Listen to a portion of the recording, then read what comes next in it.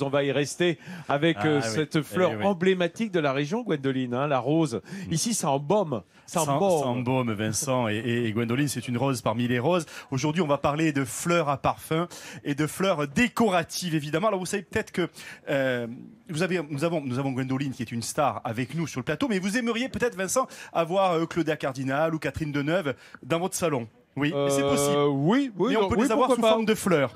Des ou dans la salle de bain. Non, évidemment, depuis 2 siècles, la famille Meillan crée des roses de toutes les formes, de toutes les couleurs, et certaines portent donc des noms de stars. C'est un long travail. Il faut près de 10 ans pour créer une fleur. Alors la famille Meillan nous a ouvert exceptionnellement les portes de sa propriété à Antibes et son laboratoire d'expérimentation au Canet dans le Var. Voici la rose la plus célèbre au monde. Créée par la famille Meillan, Pis, symbole de paix, a été choisi à la fin de la guerre pour trôner sur la table des Nations Unies. En 1945, donc, ils ont présenté avec un petit message en espérant que la rose de la paix amènerait la paix dans le monde. Et puis, depuis, en fait, elle fleurit dans tous les pays du monde. Une consécration pour la famille Meillan. Louisette Meillan est la grand-mère de Mathias. C'est avec elle qu'il a réalisé à l'âge de 7 ans ses premières hybridations. On va la déshabiller et puis ensuite, on va découvrir à la fois les sacs polléniques qui sont tout autour du pistil. Sur ces organes femelles, on va déposer le pollen du père et ça va nous donner ensuite à l'automne un fruit. Et dans ce fruit, on aura les enfants de la création qu'on a fait. Ces créations, on les retrouve dans la propriété familiale au Cap d'Antibes. Ici, toutes les roses ont un nom. Line Renaud est une des plus parfumées. Chaque année, on fait entre 100 000 et 200 000 nouveaux bébés.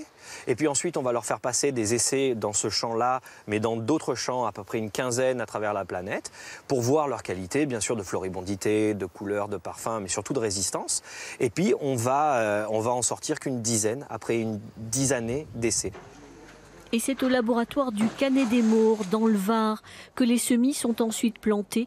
Dans une gigantesque nurserie, les réactions des bébés fleurs étudiées à la loupe. On sélectionne les meilleurs parents, on essaye de croiser ceux qui nous paraissent les plus prometteurs. On ne sait jamais ce que ça va donner en fait. Et donc après, on obtient, c'est pour ça, des milliers et des milliers de semis. Et parmi ces milliers de semis, il peut y en avoir un qui est très intéressant. Par exemple, là, on a quelque chose de très cuivré, très joli. Donc ça, peut-être, dans 4, 5, 6 ans, on va le retrouver chez les fleuristes. Et sur les 1500 qu'il y a ici, il y en aura 1, 2 maximum qui se retrouveront au commerce.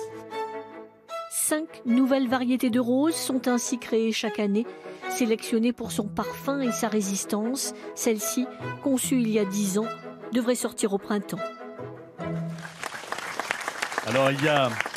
Vous savez, le pays de Grasse, et ici les Alpes-Maritimes, c'est vraiment le berceau de la parfumerie. Là, on a vu les fleurs décoratives, on va parler de fleurs à parfum. Et les grandes maisons de luxe comme Kenzo, Guerlain, Saint-Laurent et Chanel se fournissent ici. Et nous avons la chance d'accueillir Fabrice Bianchi. Vous êtes directeur d'exploitation. Bonjour Fabrice. Ici, dans la région, vous travaillez exclusivement pour la maison Chanel. Ce monsieur est très précieux parce que c'est lui qui assure notamment la production des fleurs pour le parfum le plus connu au monde, le fameux numéro 5. Vous vous rendez compte? Ça repose presque sur ses épaules. Alors, depuis 5 générations, on travaille dans votre famille et depuis 30 ans, vous êtes en exclusivité pour cette grande maison de luxe.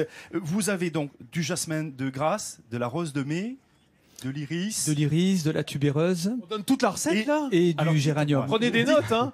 Fabrice, dites-moi quelles sont les superficies qu'on peut voir chez vous? Alors notre exploitation en fait cultive sur 20 hectares, donc d'un seul tenant. Et sur ces 20 hectares, nous avons 6 hectares de rosiers de mai. Donc cette rose qui sent si bon à cette époque-là. C'est une merveille, hein. Vous n'êtes pas en plateau, mais je peux vous dire on baigne dans l'eau de rose là en fait. Ah, c'est vraiment assez agréable et subtil. Les images sont tellement belles.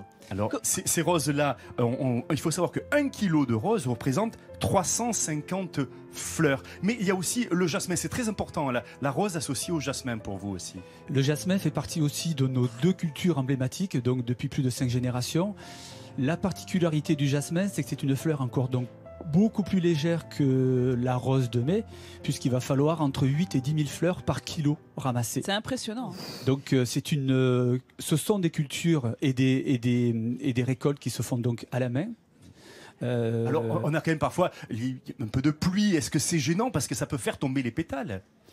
Une pluie orageuse. Alors, ça pourrait faire tomber les pétales dans la mesure où vous ne tenez pas un bon degré de maturité de la floraison de ces fleurs. Mais pendant la période de cueillette, notamment de la rose, en ce moment, depuis le début de cette semaine, nous ramassons tous les jours, 7 jours sur 7, de manière vraiment à pouvoir maîtriser le degré de maturité de cette fleur. C'est la rose de mai, donc elle est ramassée là depuis ces jours-ci, jusqu'au début juin à peu près? Oui, on va dire fin mai, début juin, en fonction des conditions météo que nous allons pouvoir avoir. Mais c'est à peu près, ce nombre de semaines, c'est un petit mois. Je vais juste vous dire que dans un petit flacon de celui que je vous dis, le fameux numéro que vous connaissez, il y a 1000 fleurs de jasmin et 12 fleurs de rose de mai dans un petit flacon du numéro de 5, de 30. Celui de Marilyn. Vous vous rendez compte? Celui de Marilyn. 1000 fleurs de jasmin, 12 fleurs de rose. Fabrice, vous êtes un homme précieux, un homme merveilleux. Toutes les femmes du monde vous envient. Merci.